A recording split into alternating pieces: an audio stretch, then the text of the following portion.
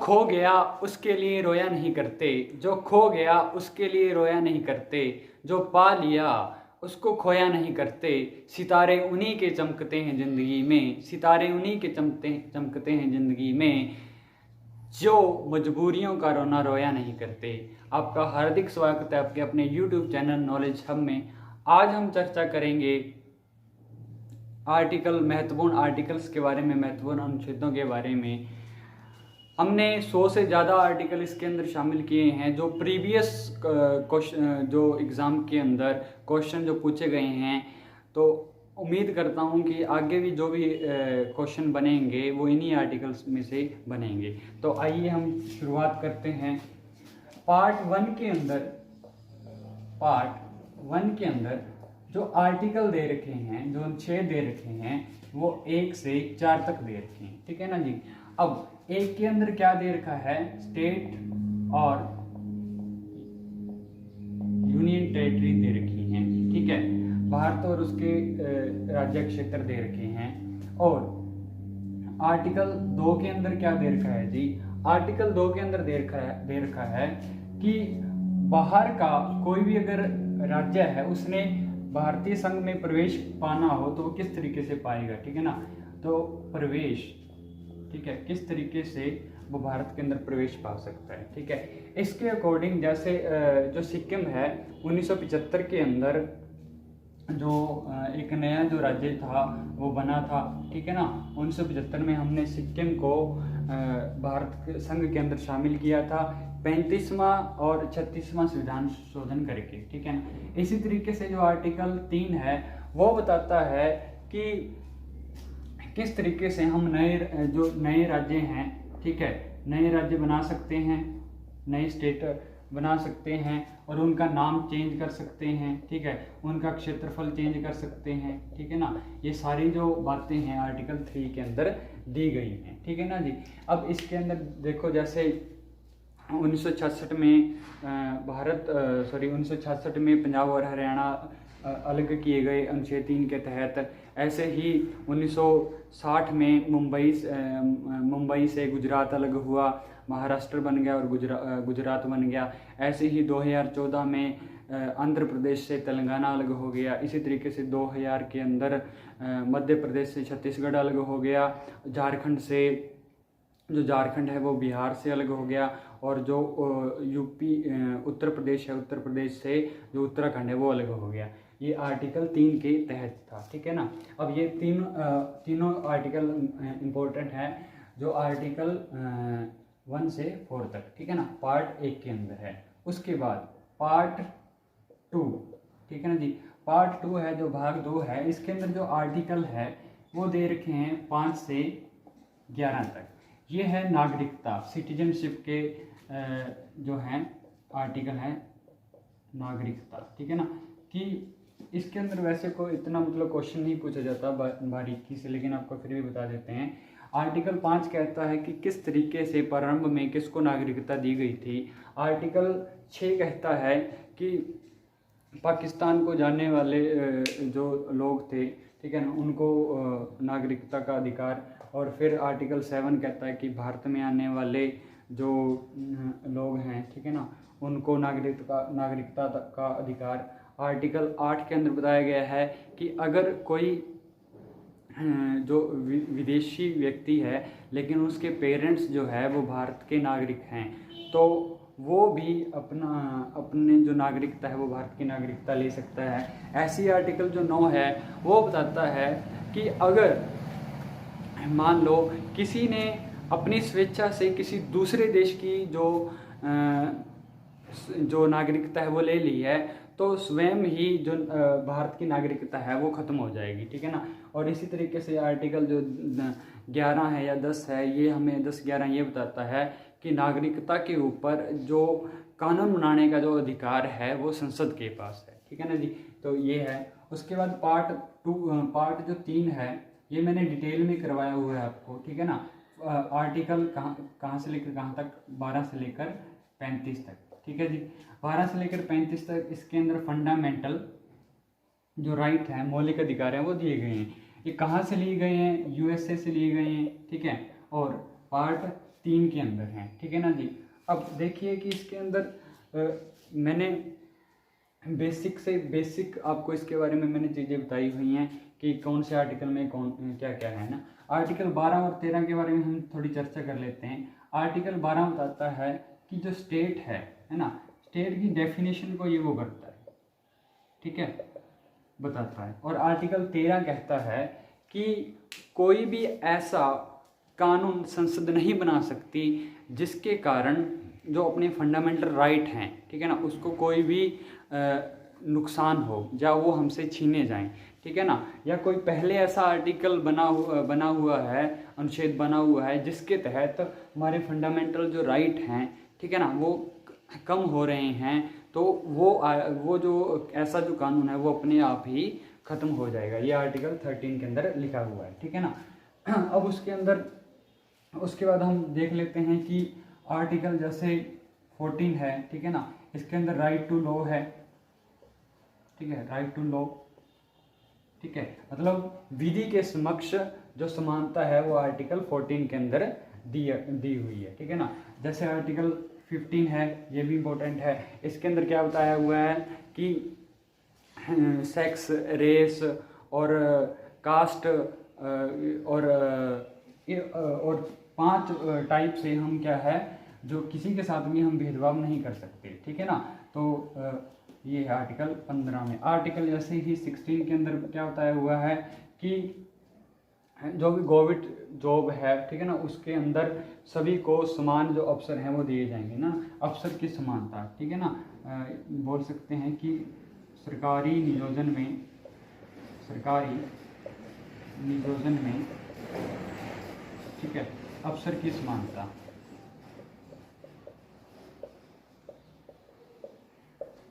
इसी तरीके से आर्टिकल 17 जो है ना, मोस्ट इम्पोर्टेंट है, ये लगभग आता ही आता है, आर्टिकल 17 और 18, ठीक है ना। आर्टिकल 17 है, इसके अंदर क्या बताया हुआ है जी, आर्टिकल 17 में बताया हुआ है कि जो छुआछूत है उसका अंत हो गया है ना, जो एवोल्यूशन ऑफ अनटचेबिलिटी, ठीक है ना, मतलब छुआछूत का अंत आर्टिकल 17 में बताया हुआ है, ठीक है ना। इसी तरीके से आर्टिकल जो 18 है, इसके अंदर क्या बताया हुआ है, जो उपाधियां जो पहले दी जाती है, केसरे हिंद की उपाधि, नाइटहुड की उपाधि है ना, जिनको अंग्रेज वगैरह जो देते थे, ठीक है ना, राजा वगैरह भी खुद से ले लेते थे, वो सारी उपाधियां जो है ना वो ख़त्म कर दी गई हैं आर्टिकल 18 के तहत, ठीक है ना। तो यहाँ पे लिखेंगे उपाधियों का अंत, ठीक है जी, ये इम्पोर्टेंट आर्टिकल हैं। उसके बाद हम देख सकते हैं कि आर्टिकल जैसे 19 से 22 तक स्वतंत्रता के अधिकार दिए गए हैं हमें, ठीक है ना, राइट टू फ्रीडम के अधिकार दिए गए हैं। जो आर्टिकल 19A है वो हमें राइट टू स्पीच का अधिकार देता है, और आर्टिकल 19B हमें बिना हथियारों के कहीं भी आने जाने की स्वतंत्रता देता है। आर्टिकल 19C हमें संघ बनाने की स्वतंत्रता देता है, ठीक है ना। आर्टिकल 19D हमें कहीं भी जो मूवमेंट के जो आज़ादी है वो देता है, ठीक है ना। ऐसे ही आर्टिकल 19E हमें कहीं भी रहने की आज़ादी देता है। और आर्टिकल 19F जो है वो जो ख़त्म कर दिया गया संपत्ति का अधिकार था। और ऐसे ही आर्टिकल जो 19 जो आपका लास्ट में रह गया जी, 19G जो है वो हमें ये सुनिश्चित करता है कि आप कहीं पर भी जाकर लीगल तरीके से रोज़गार जो है आप चला सकते हो, ठीक है ना। ऐसा नहीं है कि आप कहीं पे जाओगे और बिना किसी कानूनी व्यवस्था के आप कोई भी जो काम है वो करने लग जाओगे, ठीक है ना। तो ये सारी चीज़ें हैं जो आर्टिकल 19 के अंदर दी हुई हैं, ठीक है ना। और इसके अंदर इम्पोर्टेंट आर्टिकल 21 है। 19 के अंदर आप लिख सकते हो, है ना, राइट टू स्पीच, ठीक है ना। अभिव्यक्ति की जो आज़ादी है वो 19(1) के अंदर दी गई है, ठीक है जी। अब 21 के अंदर क्या दे रखा है, जीवन जीने की स्वतंत्रता है जी, ठीक है ना, जीवन जीने की स्वतंत्रता, ठीक है ना। अब इसके अंदर क्या है, आर्टिकल 21 के अंदर बहुत सारे आर्टिकल शामिल हैं, ठीक है ना। जैसे निजता की स्वतंत्रता, प्राइवेसी की जो स्वतंत्रता है वो आर्टिकल 21 में आती है। जीवन जीने की स्वतंत्रता इसी में आती है ना। खुद को स्वस्थ रखने की जो स्वतंत्रता है वो आर्टिकल 21 में आती है ना। अपनी मर्जी से शादी करवाने की स्वतंत्रता इसके अंदर आती है अगर आप अडल्ट हो तो। और आर्टिकल 21 के अंदर ही बहुत सारे जो है स्वतंत्रताएं हैं शामिल हैं, ठीक है जी। और आर्टिकल 21A के अंदर जो कब जोड़ा गया, 2002 के अंदर जोड़ा गया, ठीक है। 86वां जो अमेंडमेंट किया था, ठीक है। क्या जोड़ा गया था इसके अंदर जी? इसके अंदर ये कहा गया था कि जिनकी एज 14 वर्ष से कम है, ठीक है, उन सभी बच्चों को शिक्षा का अधिकार, राइट टू एजुकेशन, शिक्षा का अधिकार जो है वो मिलना चाहिए, ठीक है जी। ये मोस्ट इंपॉर्टेंट आर्टिकल है, हर बार एग्जाम के अंदर पूछा जाता है जी, ठीक है, ध्यान रहे।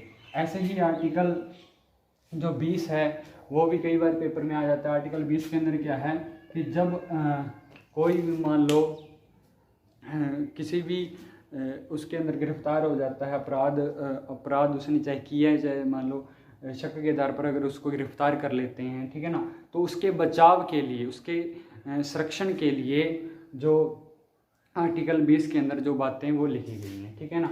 ऐसे ही इसके अंदर इम्पोर्टेंट है, ये हमने जो सारे आर्टिकल हैं ये बड़ी अच्छे तरीके से हमने जो है पहली पुरानी वीडियो के अंदर हमने करवाया हुआ है। लिंक हम डिस्क्रिप्शन में दे देंगे, आप वहाँ से जाकर ये वीडियो चेक कर सकते हो, ठीक है जी।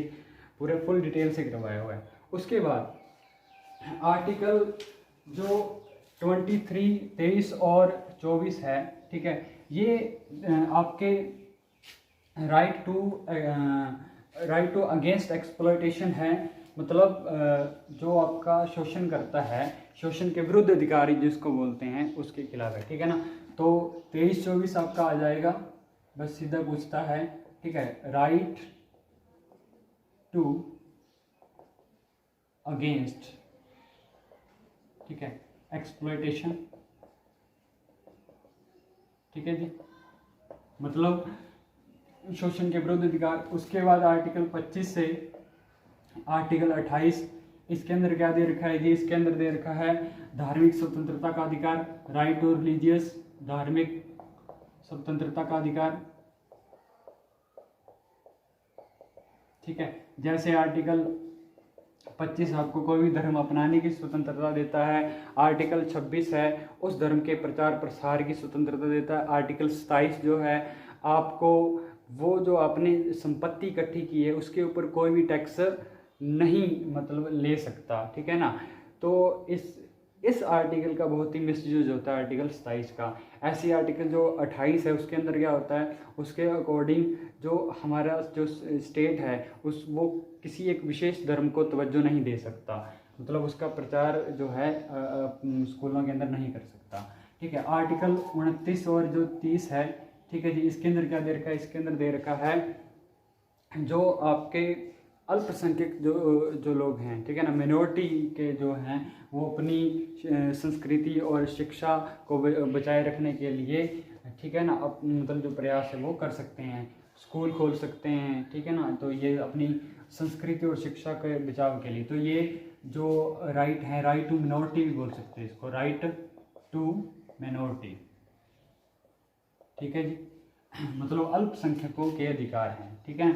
इसी तरीके से आर्टिकल जो 31 है ये रिमूव कर दिया गया था, संपत्ति का अधिकार, ठीक है ना। कब किया गया आपको अच्छे तरीके से पता है, 44 अमेंडमेंट एक्ट की हुआ था, ठीक है। कब हुआ था? 1978 को हुआ था जी, ठीक है। उसके बाद आर्टिकल 32 है जिसको हार्ट एंड सोल कहा था डॉक्टर भीमराव अंबेडकर जी ने। 32 जो आर्टिकल है इसके अंदर क्या बताया हुआ है जी? इसके अंदर संवैधानिक उपचारों का अधिकार बताया हुआ है ना, संवैधानिक उपचारों का अधिकार, उपचारों का अधिकार मतलब फंडामेंटल रेमेडीज, ठीक है ना, मतलब राइट टू रेमेडीज। मतलब अगर हमारे कॉन्स्टिट्यूशन रेमेडीज बोलते हैं, अगर आपके इन 6 में से कोई भी अधिकार अगर आपसे कोई छीनता है तो आप जो सुप्रीम कोर्ट जा सकते हो आर्टिकल 32 के तहत, ठीक है ना। और जो उसके बाद जो सुप्रीम कोर्ट है आपके अधिकारों की रक्षा के लिए 5 तरीके की जो रिट है वो जारी करता है, ठीक है ना। तो इस तरीके से जो जितने भी जो हमारा भाग 3 था, पार्ट 3 था, उसके इम्पोर्टेंट आर्टिकल हैं जितने भी वो हमारे हो चुके हैं, ठीक है जी। उसके बाद पार्ट 4 है हमारा, ठीक है जी, भाग 4 है, ठीक है। जो पार्ट 4 है इसके अंदर क्या दिया हुआ है, इसके अंदर जो आर्टिकल जो दे रखे हैं वो 36 से 51 तक दे रखे हैं। और ये कहाँ से लिए हुए हैं, ये लिए हुए हैं जी आयरलैंड से, ठीक है। इसको डीपीएसपी भी बोलते हैं, DPSP, direct principle of state policy. ये जो है direct principle of state policy जो है, इसके अंदर क्या होता है जी, इसके अंदर राज्यों को जो राज्य है वो आर्थिक, सामाजिक और जो आर्थिक और राजनीतिक रूप से राज्य के अंदर एक समानता पैदा कर सकें, तो उसके लिए ये अधिकार थे, ठीक है ना।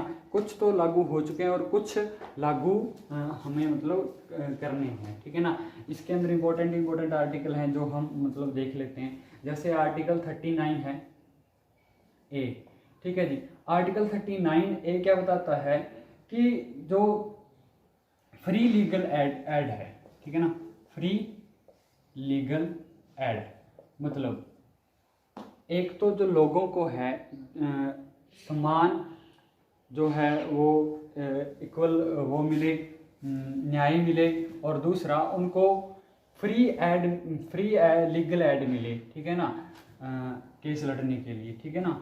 उसके बाद जो आर्टिकल 40 है, ठीक है ना, ये बहुत इंपॉर्टेंट है, पंचायतों का गठन, ठीक है ना।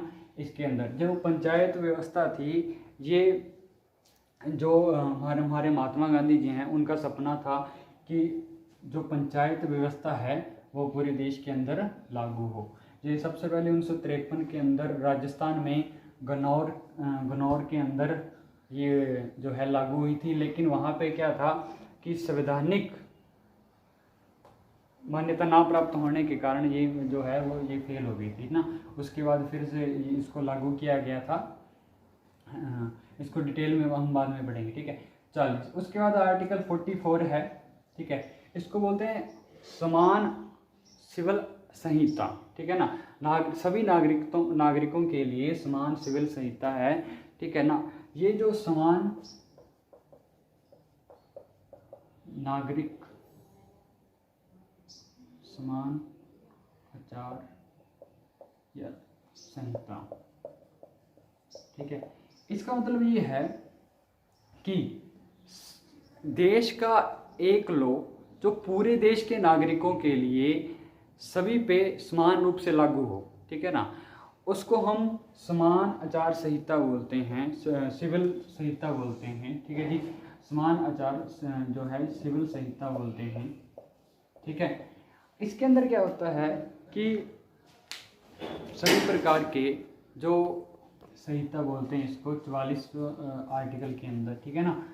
हमारे देश का दुर्भाग्य कह लो चाहे कुछ भी कह लो, कुछ ऐसे कानून हैं जो सिर्फ हिंदुओं पर लागू हैं और कुछ ऐसे कानून हैं जो सिर्फ मुसलमानों पर या अन्य लोगों पर लागू हैं, ठीक है ना।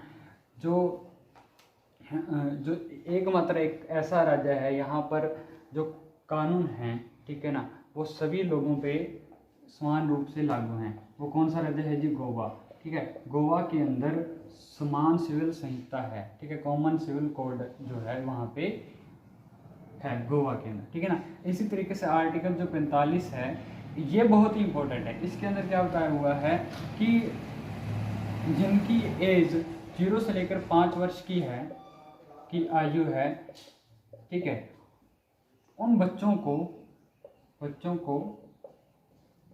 ठीक है फ्री एजुकेशन, ठीक है, फ्री शिक्षा जो है वो देने का जो अधिकार है वो आर्टिकल 45 के अंदर बताया गया है, ठीक है ना। ऐसे ही आर्टिकल जो 47 है इसके अंदर पौष्टिक आहार, ठीक है, पौष्टिक आहार जो है वो देने की जिम्मेदारी किसकी है, राज्य जो है स्टेट गवर्नमेंट की है, ठीक है ना। इसी तरीके से जो 48 आर्टिकल है उसके अंदर क्या कहा गया है कि जो कृषि और कृषि और जो पशु, ठीक है, पालन है, पशुपालन है, ठीक है, वो सुव्यवस्थित तरीके से हो और उसको बढ़ावा दिया जाए गाँवों। ये जो आर्टिकल है 48 बताता है ना, ये स्टेट की जिम्मेदारी है। ऐसे ही आर्टिकल जो 48 है, ठीक है, जो 42 अमेंडमेंट एक्ट के तहत 1976 में जोड़ा गया था, इसके अंदर कहा गया था कि जो हमारा पर्यावरण है, ठीक है ना, पर्यावरण संरक्षण,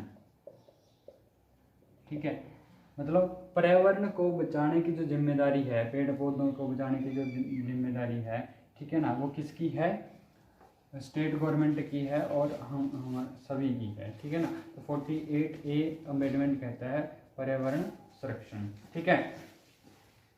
उसके बाद आपने ध्यान रखना है, महत्वपूर्ण आर्टिकल है 50 के अंदर क्या बताया गया है कि जो जुडिशरी है और एग्जीक्यूटिव है, ये दोनों अलग अलग काम करेंगी, ठीक है ना। मतलब इस तरीके से कि जो कार्यपालिका है, ठीक है, एग्जीक्यूटिव बोलते हैं, और जो न्यायपालिका है, न्यायपालिका, ठीक है ना जी, ये अलग अलग तरीके से जो है ये कार्य करेंगी, ठीक है ना। मतलब ये नहीं है कि जो है जजों की अगर कोई बैठक चल रही है तो उसके अंदर कोई राजनेता आकर उसके अंदर बैठक कर रहा है, या कोई MLA MPs की बैठक चल रही है उसके अंदर कोई जो जज है वो जाकर कोई बैठकर मीटिंग कर रहा है, ऐसा नहीं होगा, क्योंकि इन दोनों का जो कार्य है वो अलग अलग है, ठीक है ना, सेपरेट है। इसीलिए आर्टिकल 50 है जो इनको अलग अलग कार्य करने की आज़ादी देता है, ठीक है ना, आर्टिकल 50। ऐसे ही आर्टिकल जो 51 है, ठीक है जी, ये हमें किस चीज़ के बारे में बताता है? आर्टिकल 51 हमें अंतर्राष्ट्रीय शांति बनाए रखने के बारे में बताता है, ठीक है ना, उसको बढ़ावा देने के लिए अंतर्राष्ट्रीय जो शांति है, ठीक है, उसको बनाए रखने में जो स्टेट की है जो वो जिम्मेदारी है, ठीक है। ये जो आर्टिकल है इसके बारे में हमें आर्टिकल 51 बताता है, ठीक है ना। ये जो पार्ट 4 था ये इम्पोर्टेंट था, इसके अंदर मैंने महत्वपूर्ण जो आर्टिकल जो आए हुए हैं पहले प्रीवियस एग्जाम में उसमें मैंने करवा दी, ठीक है ना। इसी तरीके से उसके बाद पार्ट 4A है, ठीक है ना, पार्ट 4A, ठीक है। इसका जो आर्टिकल है 51A है, ठीक है। ये फंडामेंटल ड्यूटीज़ के बारे में बताता है, हमारे मौलिक कर्तव्यों के बारे में बताता है, ठीक है ना। कब जोड़े गए? 52 अमेंडमेंट एक्ट हुआ था जी, ठीक है। कब जोड़ा गया? 1976 में, ठीक है। किसकी सिफारिश पर? सरदार स्वर्ण सिंह की सिफारिश पे जोड़ा गया, ठीक है जी। और जब जोड़ा गया उस समय कितने फंडामेंटल राइट थे? उस समय थे जी 10। आज कितने? आज हैं जी 11। 11वां कब जोड़ा गया? 11वां जोड़ा गया 2002 में, ठीक है। 86 अमेंडमेंट हुआ था तब जोड़ा गया, ठीक है। और किस देश से लिए गए थे जी? ये लिए गए थे रूस से, ठीक है। इससे ज़्यादा इसके अंदर कोई भी क्वेश्चन नहीं बनता, ठीक है। तो आर्टिकल जो 51A है हमें फंडामेंटल ड्यूटीज़ के बारे में बताता है। स्टार्ट में कितने थे? 10 थे, ठीक है। और अब कितने? 11 है। 2002 के अंदर 86वां अमेंडमेंट एक्ट हुआ जिसके अंदर 11वां जो जोड़ा गया, ठीक है। और कब जोड़े गए? 42 अमेंडमेंट एक्ट हुआ 1976 में, तब जोड़े गए सरदार स्वर्ण सिंह की सिफारिश पे। कहाँ से लिए गए हैं? रूस से लिए गए हैं, ठीक है। उसके बाद अब जो आर्टिकल हैं, ठीक है, उसके बारे में हम चर्चा करते हैं। हमारा जो पार्ट है 5th, ठीक है। पार्ट 5th में जो आर्टिकल है 52 से 151 तक है, ठीक है। अब पार्ट जो 5th है 52 से 151 तक है, ये संघ के बारे में बताता है, सेंटर के बारे में बताता है ना। अब सेंटर में कौन कौन आ जाता है? राष्ट्रपति आ जाता है, संसद आ जाती है, संसद में कौन कौन आ जाता है? राष्ट्रपति आ जाता है, उसके बाद राज्यसभा लोकसभा आ जाता है, ठीक है। AGI आ जाता है, अटॉर्नी जनरल ऑफ इंडिया आ जाता है, ठीक है ना। प्रधानमंत्री आ जाता है, PM आ जाता है, ठीक है ना। तो ये सारी चीज़ें हैं हम यहाँ पे पढ़ेंगे, ठीक है जी। अब सिंपल सी बात है, पहले हमने पढ़ना है राष्ट्रपति के बारे में। राष्ट्रपति के बारे में आपने एक भी आर्टिकल नहीं छोड़ना है, क्योंकि सारे के सारे आर्टिकल जो हैं वो प्रीवियस एग्ज़ाम के अंदर पूछे गए हैं, ठीक है ना। और जो राष्ट्रपति जो है ये भारत का प्रथम नागरिक होता है, ठीक है ना। फर्स्ट जो है वो ये सिटीजन होता है भारत का, ठीक है ना। सेकंड कौन होता है? उपराष्ट्रपति होता है, ठीक है ना। तो आर्टिकल 52 यहाँ पे मैं लिख देता हूँ, आर्टिकल 53, 54, 55, 56, 57 और 8, 9, 60, ठीक है ना। 61, 62 इसके बारे में हम नहीं पढ़ना है, ठीक है ना। 52 आर्टिकल तो कहता है कि भारत का एक राष्ट्रपति होगा, सिंपल है, भारत का एक राष्ट्रपति होगा, सिंपल है, ठीक है जी। जैसे पहले राष्ट्रपति कौन थे? डॉक्टर राजेंद्र प्रसाद, है ना। अब कौन है? श्री रामनाथ कोविंद जी हैं, ठीक है ना। और ऐसे ही आर्टिकल 53 क्या बताता है? आर्टिकल 53 बताता है कि एग्जीक्यूटिव जो पावर है ना, मतलब जो कार्यपालिका जो शक्ति है, कार्यपालिका की शक्ति जो है ना। अब ये दो तरीके से है, एक तो है रियल होती है, एक नॉमिनेट होती है ना। नॉमिनेट होती है, मतलब रियल जो होती है वो तो होती है प्रधानमंत्री के पास भी, हम सभी को पता है, ठीक है ना। और नॉमिनेट जो होती है वो होती है राष्ट्रपति के पास, ठीक है ना। देश का कोई भी कार्य हो, जितने भी बड़े बड़े कार्य हैं वो सारे के सारे किसके नाम पर होते हैं जी? राष्ट्रपति के नाम। लेकिन आर्टिकल 74 जो है, 74 जो है, वो ये वादे कर देता है कि राष्ट्रपति को किसकी सलाह लेनी पड़ती है? मंत्रिपरिषद की। और मंत्रिपरिषद का जो हेड होता है, आर्टिकल 75 कहता है कि वो कौन होगा? प्रधानमंत्री होगा। इसलिए जो रियल है वो तो प्रधानमंत्री हैं और जो नॉमिनेट है वो राष्ट्रपति हैं, मतलब कार्यपालिका की जो शक्ति है वो राष्ट्रपति। ये आर्टिकल 53 बताता है, ठीक है ना। इसी तरीके से अब 54 क्या बताता है कि जो राष्ट्रपति है, राष्ट्रपति का जो निर्वाचन है, निर्वाचन, ठीक है, कौन करता है? ठीक है, कौन करता है, ठीक है ना।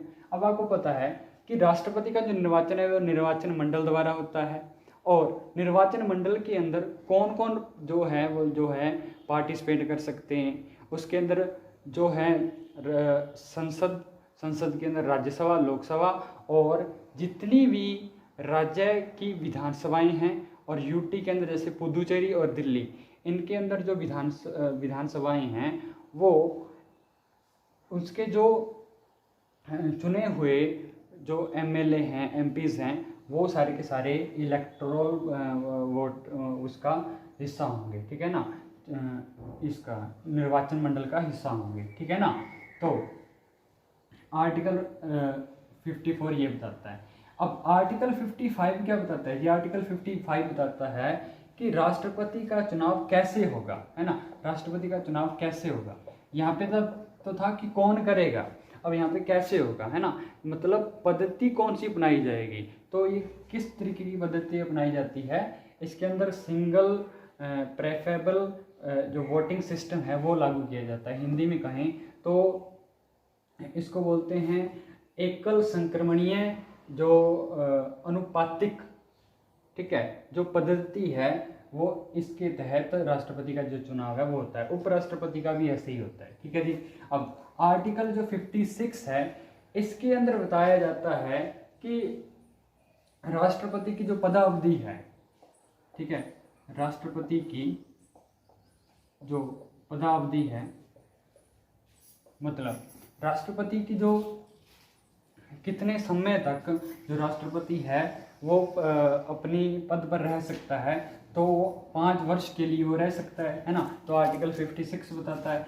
आर्टिकल 57 है उसके अंदर कंडीशन क्या है, ठीक है ना। तो मतलब कंडीशन के बारे में बताया गया है कि राष्ट्रपति बनने की जो कंडीशन है वो क्या क्या हो सकती हैं, ठीक है ना। ऐसे आर्टिकल 58 है, ये योग्यता के बारे में बताया गया है, ठीक है ना।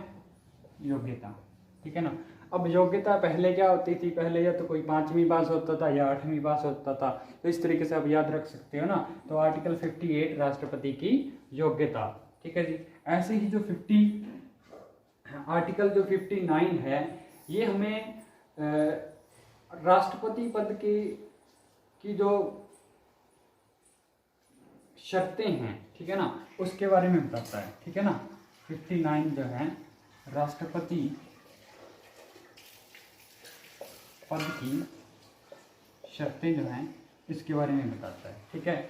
ऐसे ही जो आर्टिकल 60 है, ये हमें ओथ के बारे में बताता है जी, ठीक है ना। ओथ मतलब शपथ के बारे में बताता है कि कौन किसको राष्ट्रपति को जो है शपथ कौन दिलाएगा। तो राष्ट्रपति को कौन शपथ दिलाता है जी, जो चीफ जस्टिस ऑफ इंडिया है वो राष्ट्रपति को शपथ दिलाता है।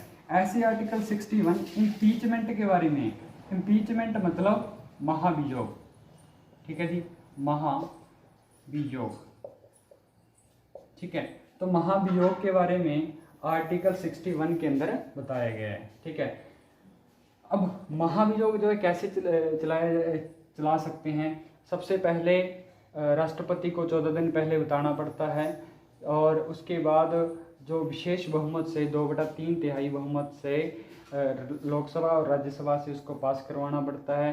फिर अगर वो पास हो जाता है तो उसके बाद राष्ट्रपति को अपनी जो बातें हैं, अपना जो पक्ष है वो रखने के लिए राज्यसभा में मौका दिया जाता है। अगर और उसके बाद फिर जो राष्ट्रपति है उसको उसके पद से हटा दिया जाता है, ठीक है जी। उसके बाद आर्टिकल जो 62 है उसके अंदर मतलब राष्ट्रपति का जो पद है वो कितने समय तक खाली रह सकता है, ठीक है ना। तो ये बताया गया है ना, राष्ट्रपति का पद, ठीक है, कितने समय तक खाली रह सकता है, ठीक है। तो मैक्सिमम 6 मंथ तक खाली रह सकता है ना। उस दौरान हमने राष्ट्रपति के जो चुनाव जो करवाने हैं वो लाजमी हो जाते हैं, सुनिश्चित हो जाते हैं, ठीक है ना। और ये सारे महत्वपूर्ण आर्टिकल हैं जो अपने ध्यान में रखने हैं, ठीक है ना। अब आर्टिकल जो उसके बाद राष्ट्रपति का है वो एक तो है 72, ठीक है जी। आर्टिकल 72 के तहत राष्ट्रपति को क्षमादान की पावर जो है मिली हुई है, पैराडन पावर बोलते हैं जिसको, ठीक है ना। इसके तहत राष्ट्रपति चाहे तो किसी की सज़ा कम कर सकता है, किसी की सज़ा बढ़ा सकता है, और ये जो मृत्यु दंड है उसकी सज़ा को भी ये कम कर सकता है, ना मृत्यु दंड को भी टाल सकता है, ठीक है ना। उम्र कैद में तब्दील कर सकता है, ठीक है ना। और क्वेश्चन आ जाएगा एक बार कि सबसे ज़्यादा जो मृत्यु दंड है, ठीक है ना, जो किस राष्ट्रपति ने जो माफ़ किए हुए हैं, तो APJ अब्दुल कलाम एक ऐसे राष्ट्रपति हैं जिन्होंने सबसे ज़्यादा जो मृत्यु दंड है वो माफ़ किए हुए हैं, ठीक है जी। और इसी के ये मेन आर्टिकल हैं जो अपने ध्यान में रखने हैं। ये पार्ट 5 जो है ये चल रहा है, ठीक है जी। और उसके बाद आपने ध्यान में रखना है कि आर्टिकल, उसके बाद उपराष्ट्रपति की बात कर लेते हैं जी, ठीक है। आर्टिकल 63 जो है, ठीक है, ये उपराष्ट्रपति के बारे में बताता है, उपराष्ट्रपति, ठीक है, कि भारत का एक उपराष्ट्रपति होगा। आर्टिकल 64 क्या बताता है जी, उपराष्ट्रपति जो है, उपराष्ट्रपति, ठीक है, क्या होगा, सभापति के रूप में,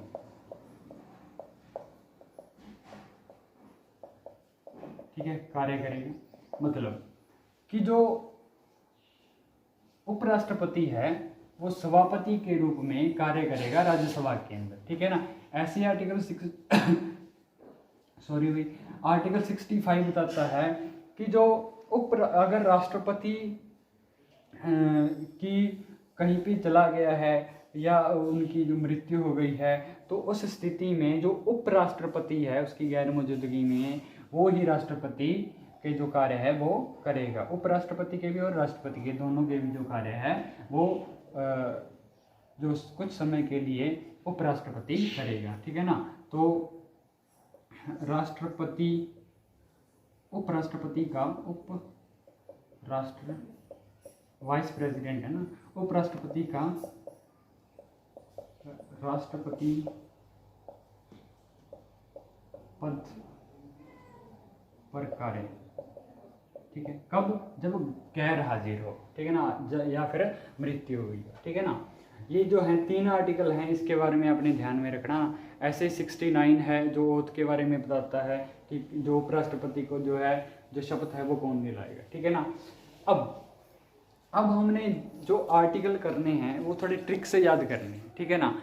अब जो ये जो आर्टिकल हैं इसके अंदर क्या है, इसके अंदर जो हम आर्टिकल याद करेंगे सेंटर के, स्टेट के अपने आप आपको याद हो जाएंगे, ठीक है। जैसे मान लो आर्टिकल 74 है, आर्टिकल 75 है, ठीक है, आर्टिकल 76 है, उसके बाद आर्टिकल 79 आ जाएगा, फिर 80 आ जाएगा, 81 आ जाएगा, ठीक है ना जी, ये आर्टिकल हैं। और उसके बाद अगर आप आर्टिकल देखना चाहो तो आर्टिकल जैसे 84 आ जाएगा, ठीक है। और उसके बाद ये जो आर्टिकल हैं इतने, देखो आर्टिकल 74 जो है ये बताता है कि राष्ट्रपति को सलाह देने के लिए एक मंत्रिपरिषद होगा, ठीक है ना। क्या है इसमें, राष्ट्रपति को सलाह देने के लिए क्या होगा, एक मंत्रिपरिषद, मतलब ये मंत्रिपरिषद के बारे में बताता है ये आर्टिकल, ठीक है। ऐसी आर्टिकल 75 ये बताता है कि मंत्रिपरिषद का जो हेड है वो कौन होगा, पीएम होगा, ठीक है। तो ये पीएम के बारे में बताता है, ठीक है, ये मंत्रिपरिषद के बारे में बताता है, ठीक है जी।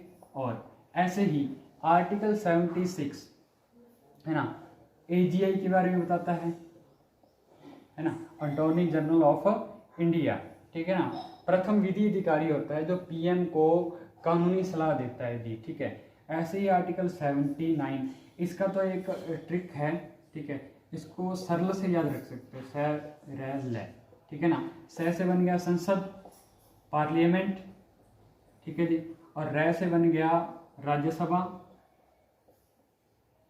और लय से बन गया लोकसभा, ठीक है जी।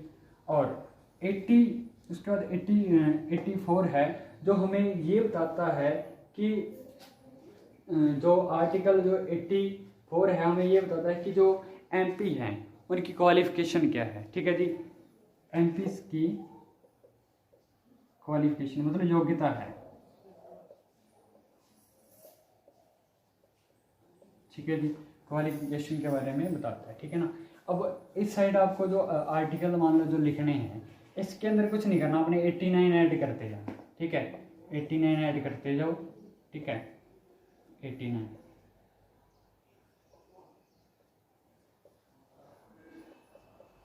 ठीक है। अब इसके अंदर ऐड करोगे कितना आ जाएगा जी, ये 9 और 4 13, 3 1 163, ठीक है। उसके बाद क्या आ जाएगा 164, ठीक है। उसके बाद क्या आ जाएगा 165, ठीक है। उसके बाद क्या आ जाएगा, इसमें जोड़ोगे 168, ठीक है। और इसमें आ जाएगा 169 और ये 170, ठीक है जी। और इसमें जोड़ोगे 9 13 1 8 8 16 और 117, ठीक है। अब देखो सिंपल है, सेंटर में है मंत्रिपरिषद पीएम को सलाह देने के लिए, और स्टेट में क्या होता है जी, राज्यपाल, और राज्यपाल को सलाह देने के लिए कौन होगा, मंत्रिपरिषद होगा, ठीक है ना। तो यहाँ पे लिखेंगे राज्यपाल को सलाह देने के लिए मंत्रिपरिषद, ठीक है। ऐसे ही सेंटर के अंदर क्या था, आर्टिकल 75 मंत्रिपरिषद का हेड पीएम था, अब यहाँ का कौन होगा, सीएम होगा, सिंपल सी बात है ना, मंत्रिपरिषद। और ऐसे ही सेंटर में अटॉर्नी जनरल होगा और स्टेट में क्या होगा जी, महाअधिवक्ता होगा, ठीक है, क्या होगा, महाअधिवक्ता, ठीक है। ये पीएम को सीएम को कानूनी सलाह देने के लिए होता है, ठीक है। ऐसे ही आर्टिकल 168 सेंटर के अंदर तो संसद है और स्टेट के अंदर क्या होगी जी, विधानमंडल, ठीक है, विधान मंडल हो गया। ऐसे ही सेंटर के अंदर राज्यसभा है तो इसके अंदर होगी राज्य परिषद, है ना, सॉरी विधान परिषद, ठीक है ना, जिसको बोलते हैं काउंसिल बोलते हैं इसको, ठीक है। और ऐसे ही 170 जो है इसको जो है क्या बोलते हैं, विधानसभा बोलते हैं, ठीक है ना। और अगर इस साइड एमपी की क्वालिफिकेशन है तो उधर क्या होगी, एमएलए की जो क्वालिफिकेशन है, ठीक है, ये सारी है, ठीक है। अब ध्यान रहे, अब थोड़ा ध्यान रखना, आर्टिकल 74, 75, 76 इन आर्टिकल, ये कुछ ऐसे आर्टिकल हैं, अगर इसके अंदर आप ऐड करते जाओगे तो आपको स्टेट के जितने भी आर्टिकल हैं ना वो आपको आराम से जो है ना वो याद हो जाएंगे, ठीक है ना। इसी तरीके से मान लो एक दो और आर्टिकल हैं वो आपको ध्यान में रखना, ठीक है। जैसे मान लो एक मनी मिल है, ठीक है ना, मनी मिल, ठीक है ना। अब सेंटर का मनी मिल आपको पता ही है ना, 110 धन विधेयक बोलते हैं। 89 ऐड करोगे कितना आएगा जी, सिंपल है 9 और फिर 9 1, है ना, तो ये आ जाएगा। ये भी मनी मिल है लेकिन किसका, स्टेट का, ठीक है जी, ध्यान में रखना। तो इस तरीके से जो ये महत्वपूर्ण आर्टिकल हैं इस तरीके से बड़ी आसानी से आप याद रख सकते हो, ठीक है ना। आई होप आपको इतने आर्टिकल अच्छे से ध्यान आए होंगे। मिलते हैं नेक्स्ट लेक्चर के अंदर। जय हिंद।